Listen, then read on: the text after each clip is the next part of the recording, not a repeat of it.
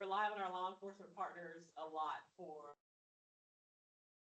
happen after hours. So, my name is Rhonda Hayes, and I'm the Assistant Regional Director for Central Texas for Unbound Now.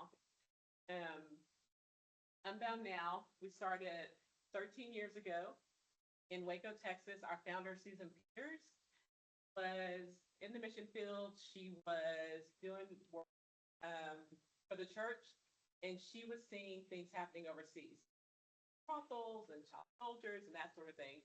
So when she first kind of wrecked by this work, she thought she would be doing this on a mission field. She thought she just go overseas and take her family there and do this work there until she realized that it was also happening in our community. So came back and she told the church, she's like, hey, I want to do this work. And they're like, okay, let's do it. And so she started out towards making it something overseas. And then she realized, when she realized it was happening here, she was like, well, wait a minute, it's also happening in our community. So I want to make sure that we are taking care of home first. So she would take ads, copy them that she would see in the paper, take them to the sheriff's office and like, hey, this is happening. And they're like, it's not happening. And so she was persistent. She kept going back. Look what's happening. They're advertising for people in the paper, in advertisements paper. And so until they encountered a young lady and they really didn't know how to help her and serve her, they were like, we don't know what to do. Church lady.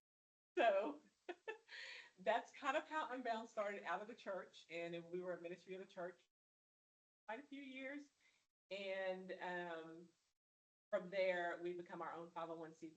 So we are serving lots of people, but we needed to do that to be able to.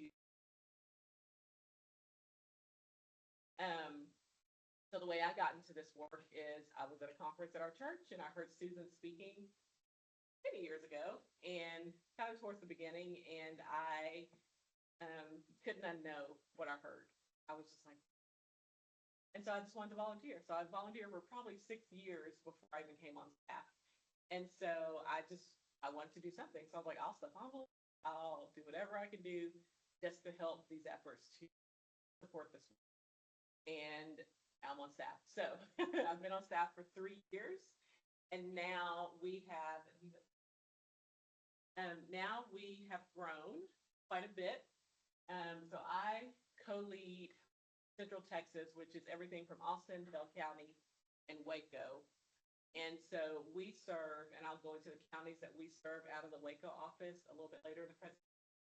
But now we have offices in Austin, Bryan College Station, East Texas, Houston, North Texas, Tyler is also East Texas, Waco, Baton Rouge, Mongolia, and Poland.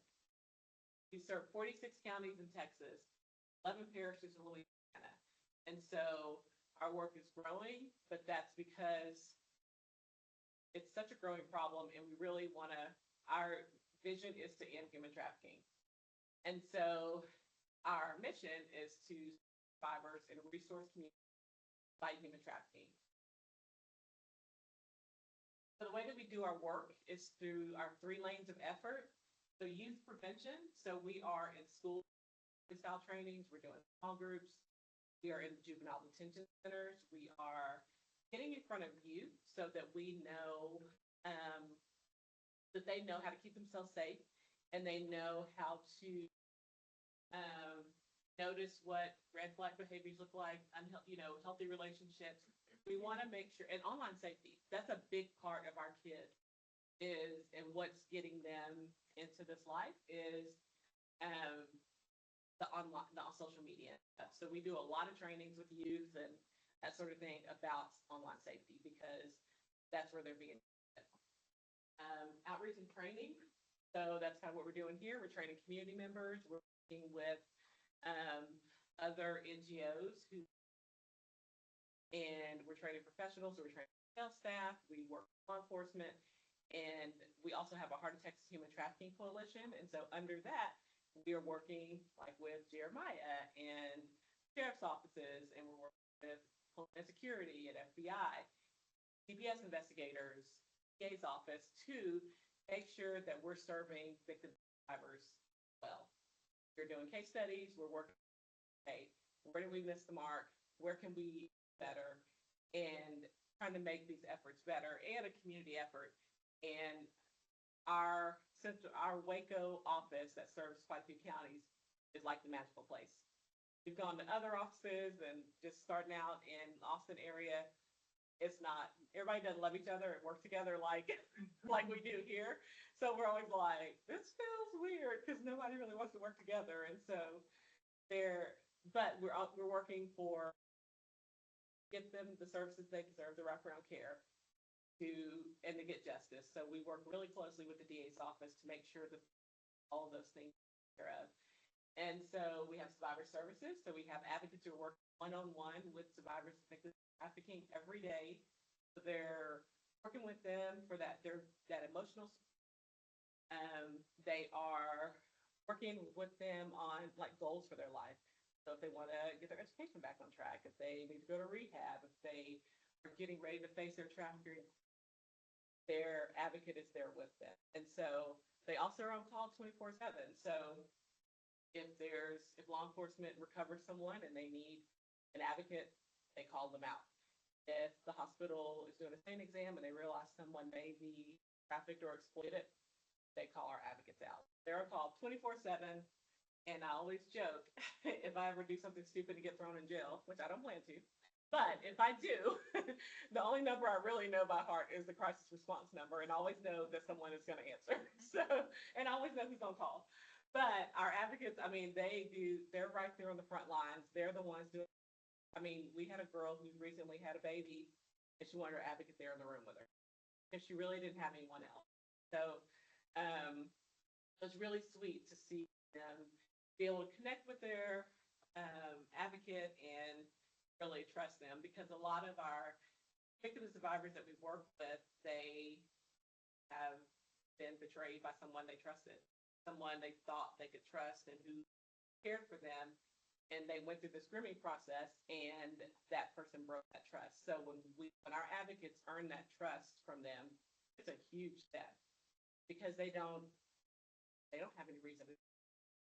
But I'm glad that they do, and they realize that it's a safe person. So under our survivor services, we have the Reagan House. It's our home for girls who've been trafficked. It's in Waco, and so girls can stay there for a year or longer. And basically, they are their academics back on track. They are learning coping skills. They're going to therapy. They are learning life skills and transitioning back into life. What happens, after they leave? We always want to make sure that they're prepared, that they are ready for their life once they go back home. Now, it's not easy. Residential is very hard. We got ready to start opening the Reagan when I first started in this position, and it's the hardest thing I've ever done in my life. Residential is for youth. So we have girls ages 12 to 17. So girls under one roof, as hard as it is. My mom had 4 girls, so I know what it can be like with 4 girls under one roof. But we have up to 6. So 6 girls under one roof with complex trauma is a whole different ballgame than just teenage girls and all their hormones and all the things that happen. And so it's been one of the hardest things that we've ever done, but the most rewarding. We get to see them. I mean, I grew up with and so we got to help her get ready and have her pictures done and her makeup done and send those pictures to her mom so her mom could, be there, for that moment. And so we get to see some of those really good moments and those milestones they're reaching and where they're really growing.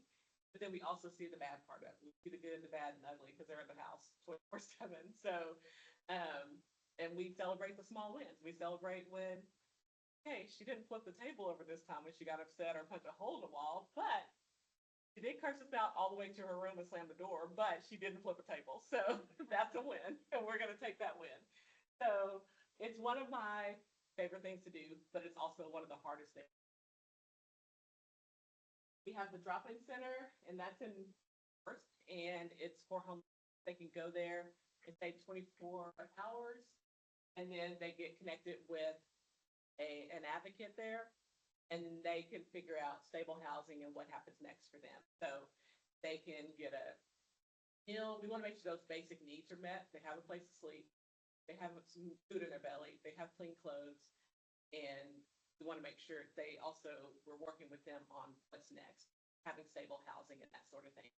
So those are some of the areas that we work. That's how we do our work. And the reason why is because we want to help be there for our again who are hurting. And so we try to make sure that we have all areas covered, that their basic needs met, and that we can. So human trafficking happens everywhere. It's worldwide. These are some of the numbers of estimated individuals being trafficked in these situations every year. And that's a huge number. And that's just the ones we know about. I mean, it's such a growing thing, and it hides in the shadows. A lot of times people don't realize what's happening to someone. And so a lot of times people don't speak up, and sometimes they usually won't outcry. A lot of our clients, the way that we get them is other service providers, hospitals reporting, and making sure that we step in and support them. Next slide. Next slide is estimated profits. Traffickers make a lot of money off of trafficking victims. And the reason why is they can continue to sell victims over and over and over again. And so part of our job is we want to seek justice. We want to make sure that the traffickers are being caught and they're being criminalized. And not just traffickers, and the buyers. So because if there's no buyers putting money into this, then there's no business there. So we want to make sure that we are helping them to be able to face the traffickers in court. They won't face them in court. They won't go through this process, then they can go free if they don't have that witness or, record testimony like that. So we want to make sure that we're doing all the things to make sure that we get justice in producer buyers, traffickers. We want them all to go down. And McLennan County is really huge on making sure that they get that 99 to life every single time. Like, they really work hard to make sure that that they're getting the full sentence and that they stay there. So in Texas, over 300,000 people are being reported as trafficked every year, and 79,000 of those are kids who's under the age of 18. Right now, we have more advocates for kids than we have for adults. We are seeing more kids. Schools are reporting, because we're doing trainings. Schools are reporting it. Doctors' offices, different places are reporting these things. And so it's increasing our number of kids. And that's why we want to work on the prevention side to make sure that we're swimming upstream and we're stopping it before it happens to our kids. That's why we want to work in these spaces where we get in front of kids, we can get in the school, and the juvenile detention centers. Our early intervention program was part of our prevention program, and I forgot to mention this. Pam Stone is our little powerhouse who's always in juvenile detention centers, one-on-one with youth who are vulnerable and high risk. That doesn't mean that they've been trafficked, but they are really vulnerable and they're engaging in risky behavior and that sort of thing. So the judge in the juvenile detention center in Waco put it in their probation. So they can't get off probation, so they go through her program, because he sees that the kids she's working with aren't coming back. A lot of times they have those kids that keep coming back over and over again through the center, and we don't know how to stop this. But they've noticed the kids that she's working with and that she's engaging with, and they're engaged, they aren't coming back to the juvenile. So we want to really swim upstream and stop this. Like, if we can stop this from happening to our kids, I think we can kind of get a handle on this. And so that's why we think it's so important. That's such a huge part of the work. Is if we don't stop it from happening, if we stop our vulnerable traffic, it's going to keep growing. Go. So the areas that we serve, we Bosque, Falls Hill, Limestone, counties, and from the Waco office. So we serve all of our kind of heart of Texas, and we um, we have clients all over. So our advocates are all over trying to get these clients. We have two designated to Bell County, which we're adding more because it's such a huge area. Bell County is us, but it's been hard to get in there. And so we started out with two advocates. But we served in 2024, we served 142 individuals. As an organization, all of Unbound, we served over 600. In the year before, for like 800. So it doubled from 2023. And now we're already, as an organization, at about 1,000 individuals. So we already are getting ready to surpass the number that we served in 20, which is kind of a good or bad thing. Like, we want to be able to serve, but hate that that the numbers keep increasing, that more people are being identified. And so we hate that we have to do this work. Love this work. I think everybody there is not just in this for a paycheck. We really love and really fight for one. And so we are seeing the numbers increase, but we're glad we're being able to step in and help and connect with other service providers. Next slide. So there are three types of trafficking that we serve: labor trafficking, or that we work with: labor trafficking, sex trafficking, and child sex trafficking. Labor trafficking can be restaurants, it could be massage parlors, it could be nail shops, it could be farming or construction. And I guess I can explain exactly what labor trafficking can look like. I don't know if y'all remember the buffet in Waco of some years back that was raided, or Vegas buffet, whatever it was at the time. And so basically they brought people here and said, hey, if you work at our restaurant, we can help you get your citizenship in America, you can take care of your families, and you can live the American dream. Well, they brought them here, and that wasn't the case. They had them stay in this really small apartment that was horrible living conditions. Come up every day, take them to the restaurant to work all day, up to the restaurant, back to the apartment. There were tons of people. And so basically they promised them this American dream, that they would help them get their citizenship. They took their visas and passports and they would not give them back to them. And so when they would ask, and this is after we were able to serve some of the people, they asked, why didn't y'all say something? Well, they were like, well, we couldn't. We didn't know. They didn't know the labor laws here. They didn't know that this was wrong and that they were brought here under false pretenses. So they didn't know to ask. And so someone that lived in the neighborhood basically would see they exercise and walks in the morning. They would see all these people getting out of a van and all that.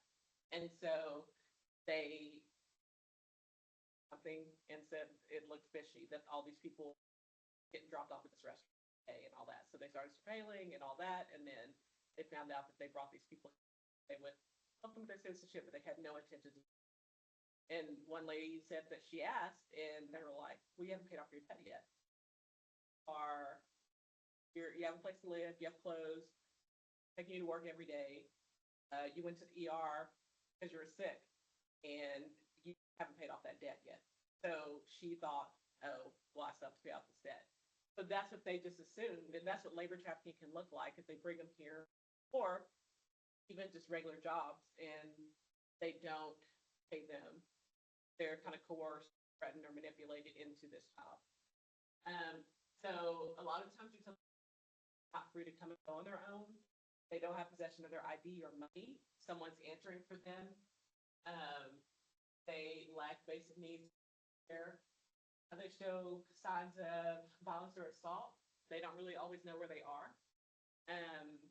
And so it's what we always tell like hospital staff and other service providers is if someone is there and they're not answering because that person is answering for them or they're looking to them to answer, that's a red flag.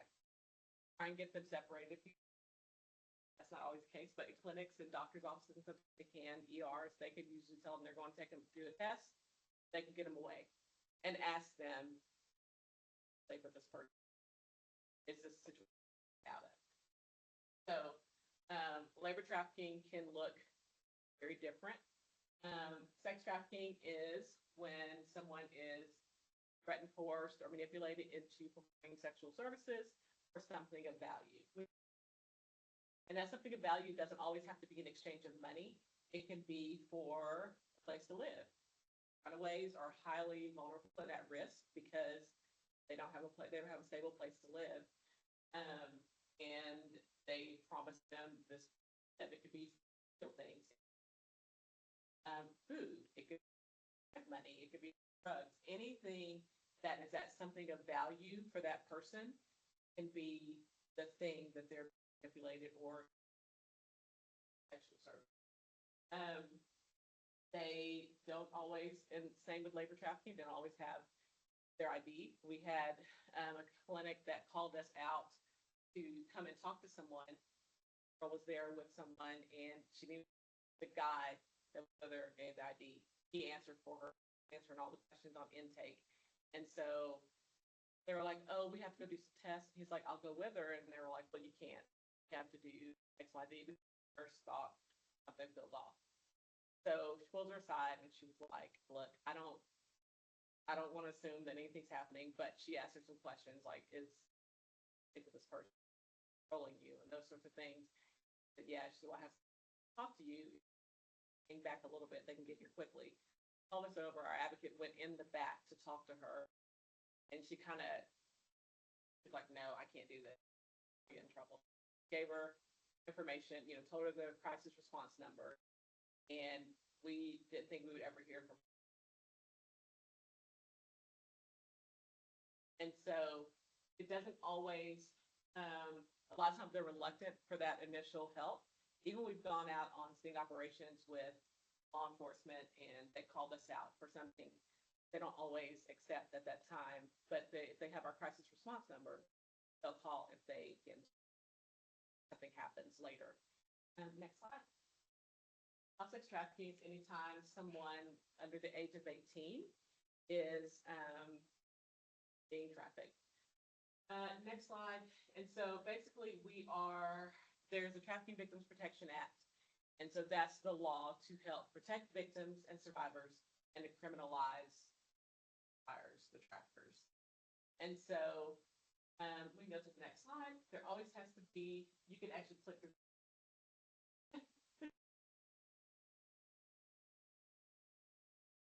okay, no, go back. So there always has to be the actions to break down that law. There always has to be an action, a means, and a purpose. So it has to be one of those action words, recruiting, by force, fraud, or coercion, for the purpose of sexual exploitation labor. And the action words covers the traffickers, it covers the buyers. So any of those things, by means of force, fraud, or coercion, purpose of sexual exploitation or forced labor, except for the age of 18. If they are under the age of 18, you don't have to prove fraud or coercion, automatically a crime. Because they cannot consent. They can say, I know what I'm doing, I wanted to do this. For under the age of 18, you cannot consent. So we've had to have that discussion, like, no, you could not consent. This is child abuse, a form of child abuse. So, but for adults, and we do work with quite a few adults, that we do have to prove coercion, and a lot of times it's there. We'll use a lot of forms of payment that's electronic, so Cash App and PayPal and different things like that, and they can follow the money a lot of times. They can follow online messages if it's an issue online. So there are ways to prove coercion results. And we always when we talk to our law enforcement friends, one guy was like, 30-something years old. Think about this 30-year-old woman. She was a victim. Probably 100% of the time, if they are an adult in this life, they were a victim at some point during their. And so the lady who's coming to gala this year was trafficked at the age of 10. And it was a family friend who trafficked her. And so she just talks about how she kept falling through, how people probably noticed why is a 10-year-old in a store with a 5-year-old man buying lingerie, and nobody up or said anything. And so a lot of times they were victimized. And I mean, we have other survivors who said it was their parents brought them into their life. We had a lady also trafficked really young. She was in life for 31 years. I asked her, I was like, that's a lot. Like, that's how I knew how. That's the only way I knew how to take myself. That's what I saw my mother do. That's how I got into this. That's the only way I knew how to. So it started at a very young age where she was victimized, and it just followed her through life. And then now she's free. She's helping girls, behind her, and she's like pouring into them so that they know that there's something else to this life than just this particular life. And so we always want to make sure that we're working really closely with law enforcement, DA's office, and everybody's bringing the right charges and all the right things so that we can't get the harshest traffickers.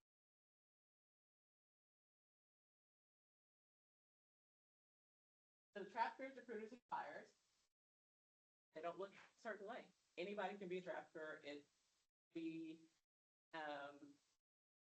don't look a certain way. They don't wear a t-shirt that says I'm a trafficker, I'm a pimp, as people like to say.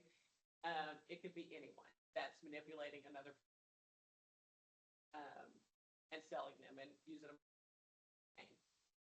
We always say they're hiding in plain sight. Also, anyone can be a victim. It doesn't matter what family they're from. It doesn't matter how much money they have. Anyone can be trafficking.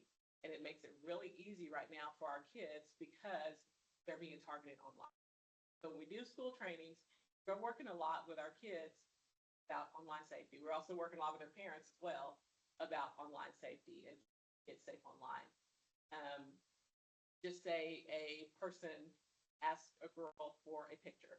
Like, we did a training with our sheriff's office, and they do a lot of online things, and he showed in real time a chat room where he put 15-year-old female bored and sent it in just a regular chat room, not like the deep dark web. And he sent it in as a 15-year-old female. At a.m. in the morning is what we do for Region 12. And within seconds, they're setting up. They're asking for pictures, asking to come. Hey, do you want to be friends? Send me a picture. My picture's on there.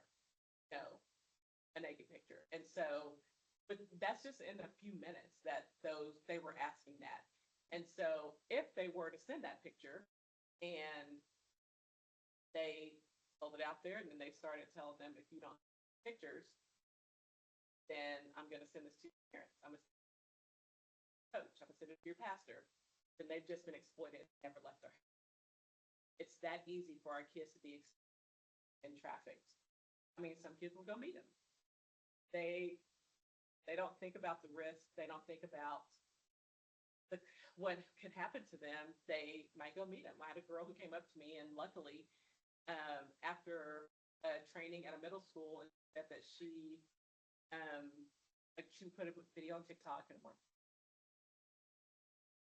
I'm not your parent, so, but she put a video on there just dancing with some friends. So she said, this guy came to my DM, asking me to, did I want to meet? Did I want to be friends? Where do I live? Where do I go to school? I'm like, I'm offended. I'm offended, but it's fine. And so, but I said, well, what did you do? That I told my dad. And I was like, great. Because a lot of kids will not tell their parents that somebody asked them picture or to come meet or something. But she told her dad. I said, what did your dad do? Dad blocked the guy. Like, great. I thought that was the end of the story. But, and I was like, what happened? That he made a new profile, and sent her a message again. He looked her up and sent a message again and said, "Hey, I couldn't reach you. If I can make another profile to be able, did you block me? I really want to meet you. You're so pretty." Well, I just saw it this morning. My dad was already like, "Do you have your phone with you?" And she was like, "Yeah." And I said, "Well, let's call your dad." I actually connected her dad with the detectives there at the sheriff's office because I wanted them to find this creep who created another profile.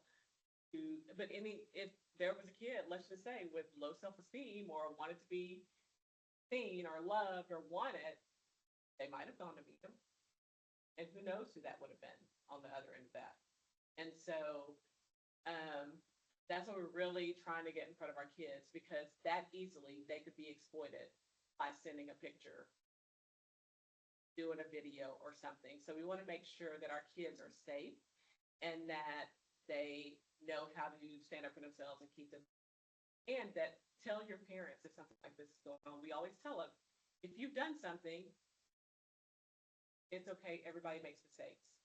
But I think your parents would rather you say something to them and tell them that you've made a mistake than to continue down this road where it's affecting your mental health, where it's affecting your life, and it could change your future. And so we always want to make sure that they know that they have a trusted adult or a safe adult to be able to talk to.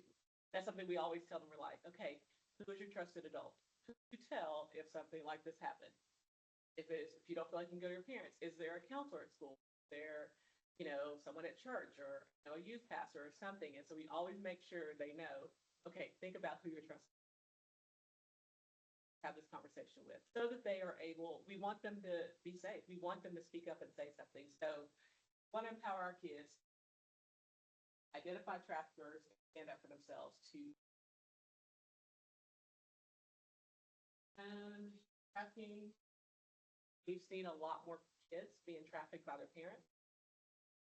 We've seen people put it by an intimate partner, like a boyfriend, girlfriend, or something that's brought them into this life. And labor trafficking, a lot of that sort of thing. But it is relational.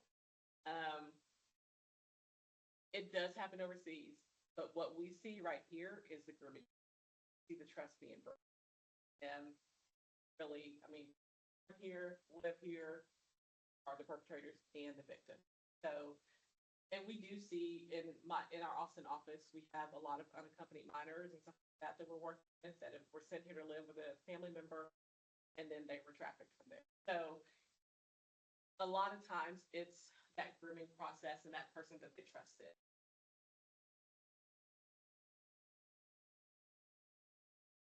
Traffickers look for unmet needs and desires. That could be that place to live. That could be just love and affection. It could be that person that they thought that they really thought they could trust. We had a girl that was 12 at the Reagan who she and her sister were trafficked by from, and so it took her, well, I don't think she ever fully, she told me when she got there, she's like, "I'm gonna do everything I can to get out of here." And I was like, well, she tried everything. She did something different every single day. I was like, how's she coming up with this stuff? I don't know how she's coming up with this, but every day she does something different. But then we got to the root of it. She's one placement. And that's all she wanted. And we're like, oh, hell, she just wanted her sister at the same placement. And so we didn't have space for her sister. We were full, but we were like, can we find somewhere that they can be together? That's all she wants. And she's at the placement where she's thriving. So that's all she wanted. It just took us saying, okay, what what is it going to take for you to stop? You are you are trying everything. You've done everything you can. So what will it take to for you to be, And she finally said, "I just want to be." And our advocates are still working with her, and she's thriving and doing great. So, but we want to make sure when we are victims that that their basic needs are being met, and that they have that emotional. Easy for a trafficker to come back in and put their back in. It's like, oh, I can find you a place to live. Well, I have a place to live. we had a girl recently, she's got her GED. I mean, it took her a while to get through. She has two little kids at home, and so she's got her GED, and she got to speak at her graduation. And so it's really sweet to see that happens, and she feels more independent and more life. Easy for her to stay out of that life and continue to and grow as a person. So those are some of the risk factors. Labor trafficking, and labor trafficking and sex trafficking have a lot of the same risk factors. I mean, it's um, hardships. They are in vulnerable situations. They have unstable housing. It's a lot of the same. The next one is the substance abuse and mental health concerns. A lot of people who have mental health issues, that's a huge problem, and there's not enough resources. But that's a subject for a whole nother day. Runaways or homeless are really high risk and really vulnerable because our weather in Texas is not nice. And so it could be extreme all in one day. It could be the coldest day all the way to the hottest day, and rain and hail and all the things in between. So if you are living on the street or staying on the street and someone offers you a place to sleep, then all you have to do is X, Y, Z.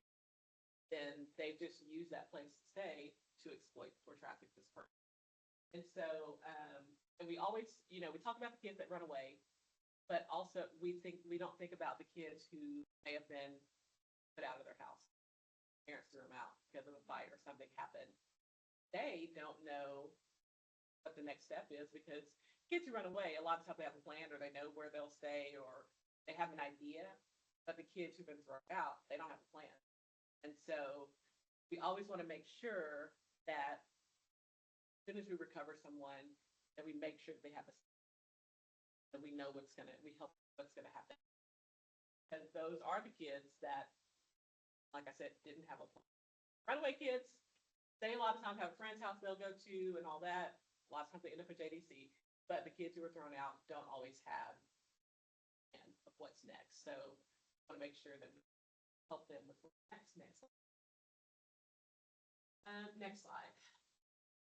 So barriers to identification. A lot of times people don't self-identify. There's shame in it. A lot of times they don't know, they don't think anyone will believe that this is happening to them. They feel hopeless. Like this person has probably told them that this is all you'll amount to, this is all you can do. And all those things, fear of being placed in foster care if it's a parent who's trafficking them, being separated from siblings, fear of getting that family member in trouble. They don't trust systems. It's been ingrained in them. We had a lady who went and she said as a kid when she was being trafficked, she said she would lie to law enforcement or they would ask questions because she didn't want to be separated from her siblings. And because she took care of them, she loved them. And so she was also told by her parents, don't trust law enforcement, don't trust the school, don't trust these, ever tell them what's happening. And so a lot of things are being threatened by their traffickers, so they fear retaliation. Stockholm syndrome bonding, that's where they are being told, I love you, I'm the only person who loves you, they're giving them things, but they're making them do these they don't want to do. Confusion or disorientation. A lot of times when we've gone to a recovery or a sting operation, sometimes they are high on drugs, some haven't slept and we don't know long. So getting in a good sleep cycle or two and coming off of drugs is the way that we figure out what's happening.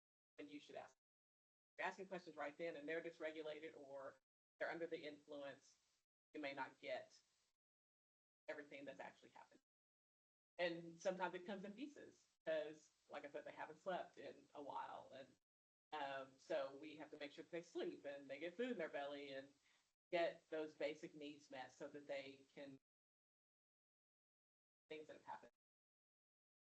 And lack awareness of understanding. A lot of times people don't know that what's happening to them is trafficking. Have had where we've been in school and my little powerhouse He's always in schools, always in juvenile detention center. He was doing a small group and a girl talking about human trafficking that day, and the girl was like, "That's trafficking, and it's happening to me." And so she was like, "Hey, let's talk after the group, and we'll." So she gets the counselor in there, and they start talking. And she actually was being trafficked by her mom, using her mom's illness and him taking her to appointments and stuff, trafficked the two girls, and he told her, if you tell anybody, then I'm gonna stop taking your mom to her appointments or treatments, die. And that's gonna be on.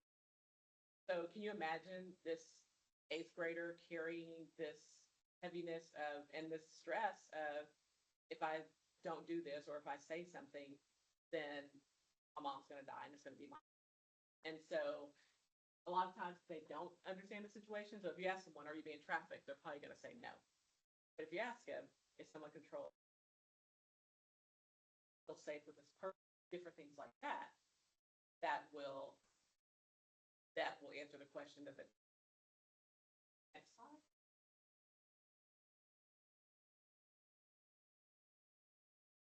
Access point was family and friends, sometimes service providers who get trafficking. Like a lot of times, like people will not self-identify. It's usually someone who knows, and that's how people a lot of times get. It's rare that we're gonna get some outcry and self-identify that they're being. It's usually someone else noticing something.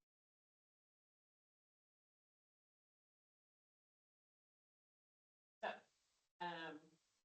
if for some reason you notice something happening to someone in the community, don't ever put yourself in a situation where you are putting yourself in danger. And it's a crisis situation, of course, call 911. Always call law enforcement. Don't put yourself in that situation. If you notice something and it's not a crisis situation, but something feels off, still call law enforcement.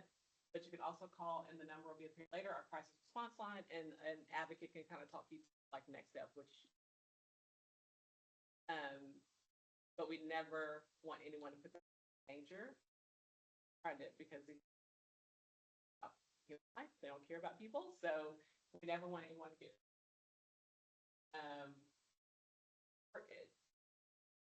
yeah, call law enforcement, call our crisis response line, and we can get the help.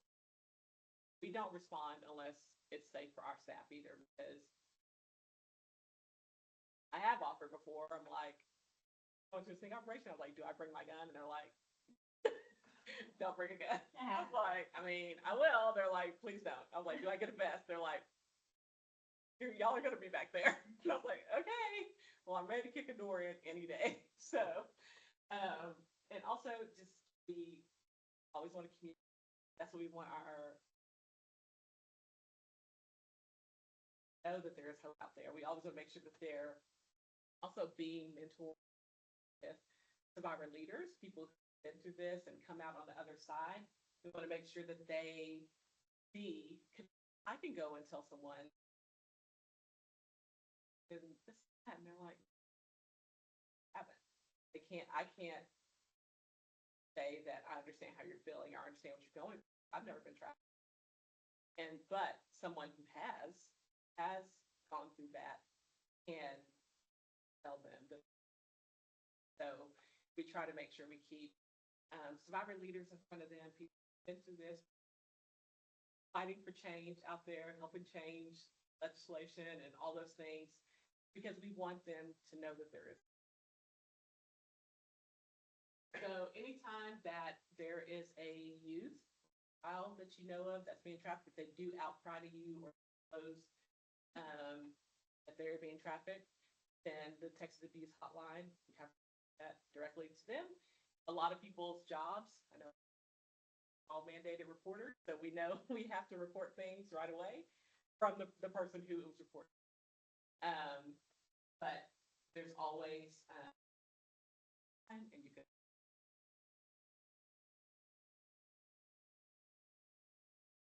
the National Trafficking Hotline if you are on vacation or something, are and you notice something happening, remember all the details that you can, or get a license plate or a picture. You can National Trafficking Hotline anywhere in the U.S. and they will report to local law enforcement. Here you can, and so that is nationwide. That number. Our phone, our office, and then our crisis response, and then our email address that comes with questions or information, and then there's more trainings and help. This is just if you want to serve, if you want to share trainings with people, if you want a letter, things like that, you scan that QR code. That can get you all that information just to learn more about the work that we do and Wilson States and prayer requests and all the things that we like to cover ourselves in prayer. And you can also follow us on booming social media. Next slide is just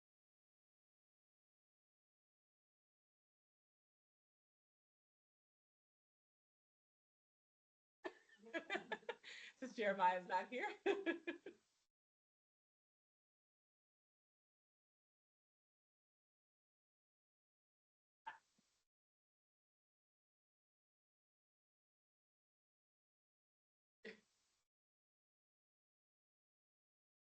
So much, Rhonda. Can y'all hear me okay? I'm Krista Ledbetter. I'm with CASA of Hill County. And some of you may have been here a month or two ago when my boss, Sarah Gardner, came and spoke to you guys about CASA. I just want to share briefly what we are. CASA stands for Court Appointed Special Advocates. So we are regular, everyday people that want to help children who are in the foster care system. So when CPS removes a child or a sibling group from their home, the judge appoints CASA to work alongside them. So we are a nonprofit organization. We recruit and train volunteers to work the cases. So I'm staff, Kathy over here is staff, but we have volunteer advocates like Miss Lisa and Miss Jennifer. They can tell you more personal experiences. Basically what CASA does is we visit the children in their home. We talk with professionals involved. That can be medical, educational. And then from there, we talk with family, just kind of want to get an idea of what the big picture is for these children. And then we go into the courtroom and we actually advocate for what we believe is in their best interest. That means more visits with parents while they're working their case. That can be, not going home. That can be maybe some medical or educational services they need that they're not getting, just to keep them from falling through the cracks of the system. And in Hill County, we have 44 active volunteers right now, and we do serve 100% of the cases that are removed by CPS in Hill County.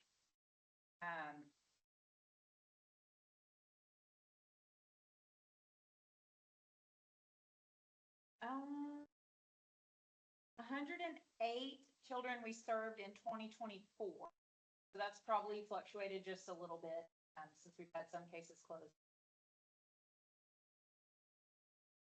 That was 73 cases.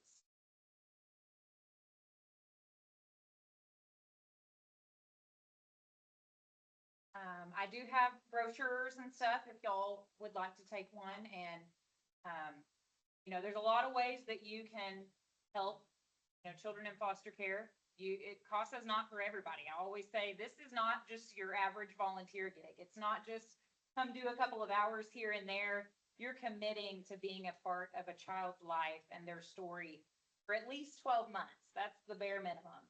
That's what the law allows for parents when their child is removed from their home. They allow them 12 months to work their case plan and do their services and attempt to reunify with their children. If that is not an option, we're looking at potentially terminating parental rights or, a relative taking custody, or if we do termination, that would be an adoptive placement that we would be, that be family or unrelated. So some of those cases can go on for years. We might get termination at the 1 year mark or right before that. And then depending on a lot of variables, it could go on for a long time after that. So we just closed a case today that we had had for 5 years. And that child actually aged out. So that's part of it too. Sometimes we get older youth that are harder to place. They might bounce around a lot. And it's nice to have that advocate, that one consistent person. That advocate was on that case for 5 years. And so she followed her everywhere. She went out of state. She went to a relative. She went from facility to facility. And that advocate was her one consistent, about all of this. So that is all. And then we are going to open it for questions. So if you have questions for myself or Miss Rhonda, we will answer those. Obviously, I'm not the detective. Sorry, I probably should have started with that. I know I look like law enforcement, but he was working and doing his job, so he was unfortunately not. Yes, ma'am. So, are there any where a child has been, they all like go to the play? Do children that are trafficked, do they ever go into the?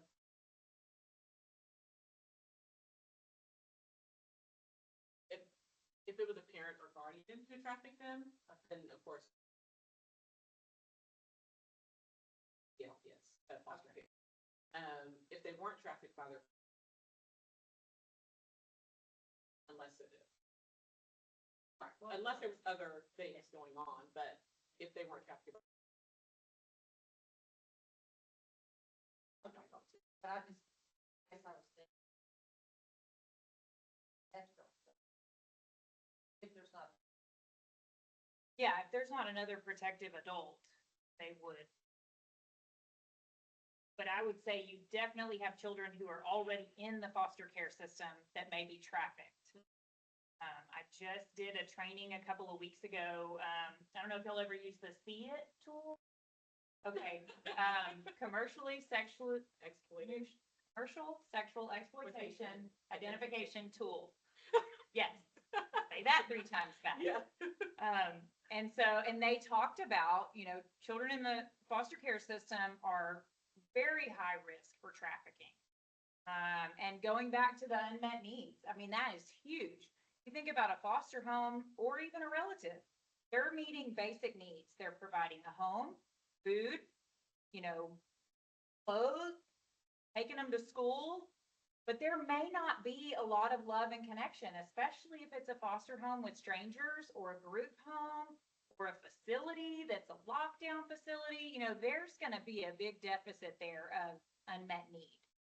And if that child is, all of those children are traumatized, unfortunately. And if they are seeking somebody to give them attention and somebody, starts messaging them saying they're pretty or they're cute or, sees them on the street and offers them a place to go for free, that's going to be really vulnerable to that.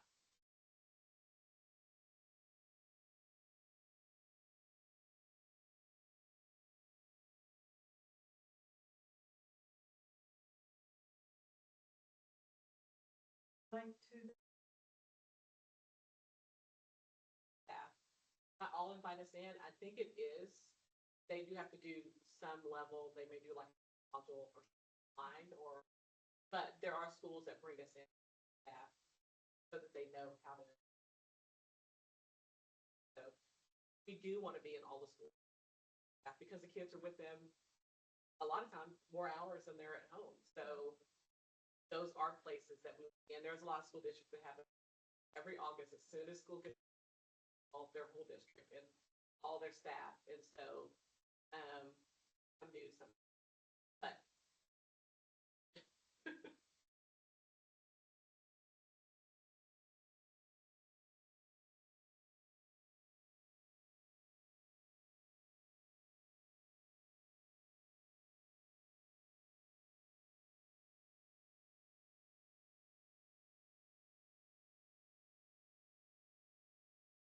certain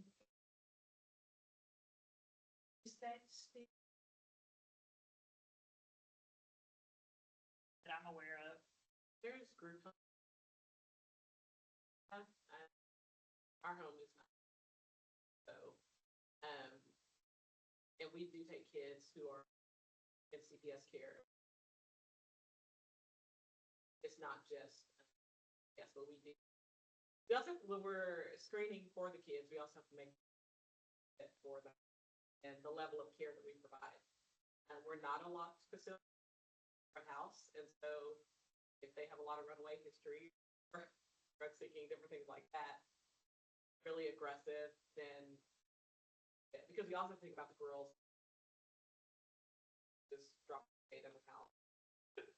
Like, wish for the best, because it's already, every time a new girl comes, dynamic changes anyways, even if they're the calmest kid, the dynamics shifts because they're in the house, so. And we're at 5 right now, but yeah, but there's different emergency shelters around. There's not a lot that's special.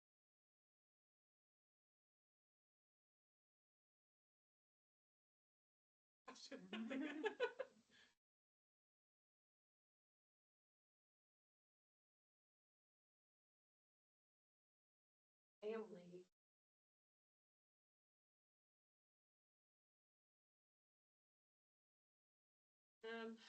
So it's pretty similar even to,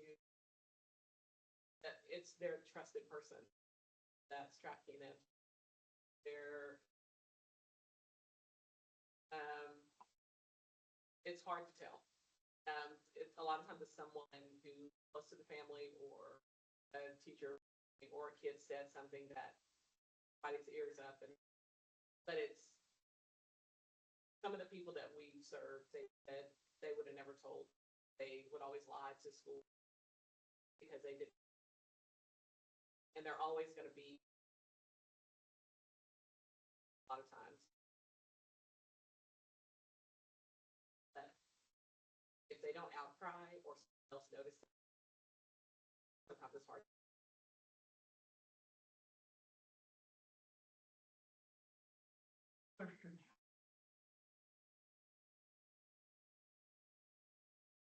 So part of our funding, so about, we have a $15 budget, but 7 million funded by the governor's office. That's a lot of our advocacy team. But the other is fundraisers, private foundations. So only a part of our work is by government. So the other, we're raising. Yeah, so we are, we're fundraisers and get monthly donors and that sort of thing. That's how we, God's favor.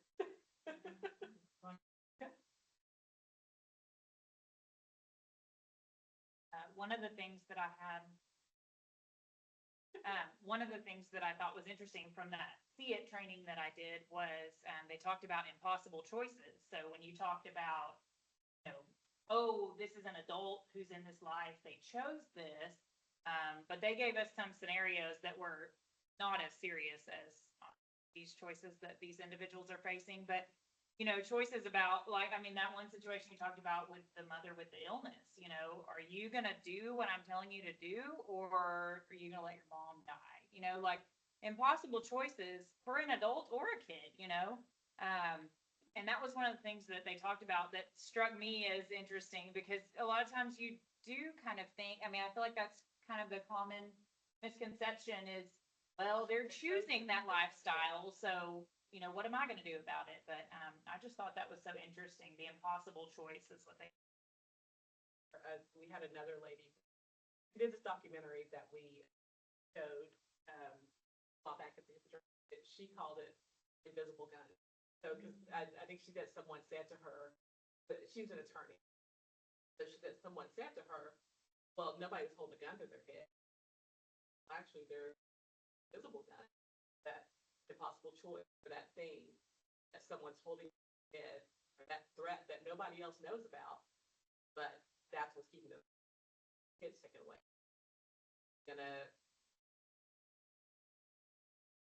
gonna, there's any number of what they call the invisible, that thing that they're holding that will.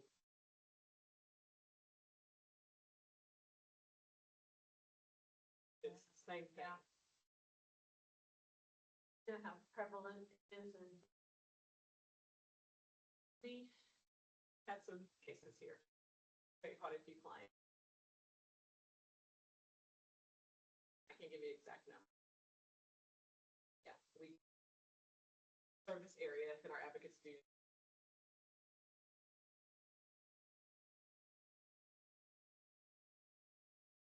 No, it's been some adults, it's been kids, a little bit of mixed.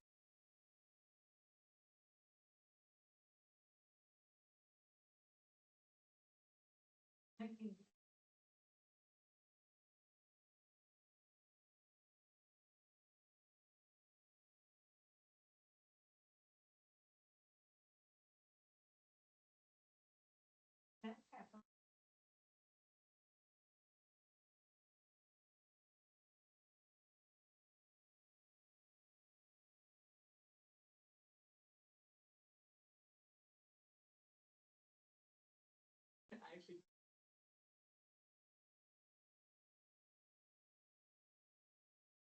And some of the boys are asking questions about gaming.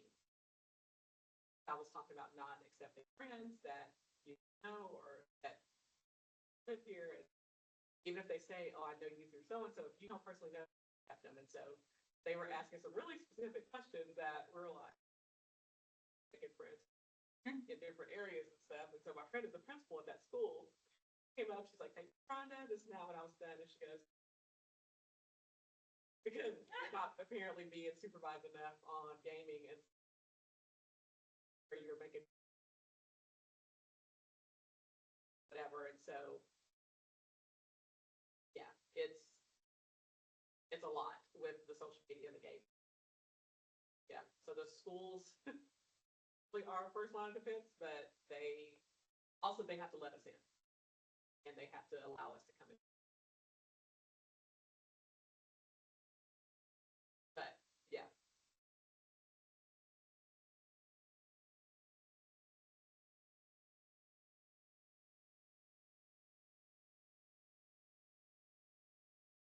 Text message. Office, I knew. Oh. And.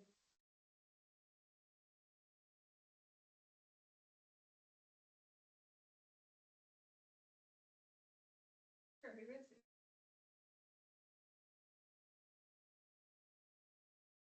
Okay. It's a text me. And, like I didn't. That's not happening.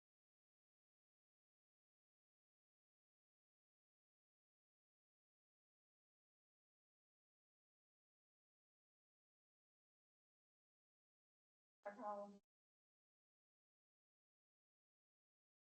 Somebody. Thank you.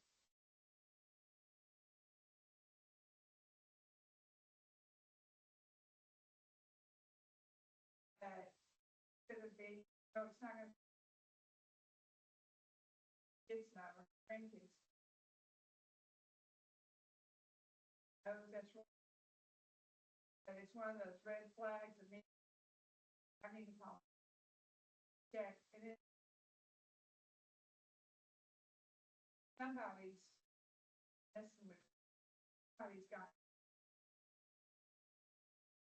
That in this.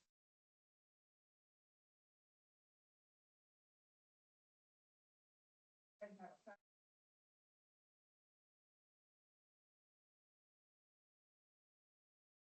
Check all the things. I think we're at a training and when and I'm like, "You own that phone. That is your phone. That is not her phone. You check that phone because you never know what's happening on the other side." And And so, they're messing with. yeah. But we always were like, make sure the random spot checks. Don't make it where they know you're gonna do it all the time. social media, all, never know. And then also make sure that they feel they talk. Almost, we always tell parents are like, yeah, if they tell you something bad, you want them to come to you. So don't, start yelling or be upset and all that stuff. Make sure that they can come back.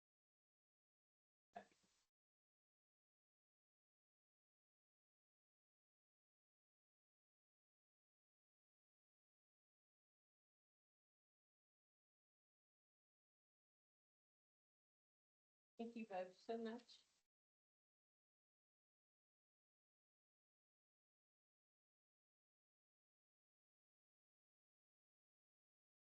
So as we end our program, please have another cookie on the house and take a drink on. Thank you so much, Rhonda and Krista.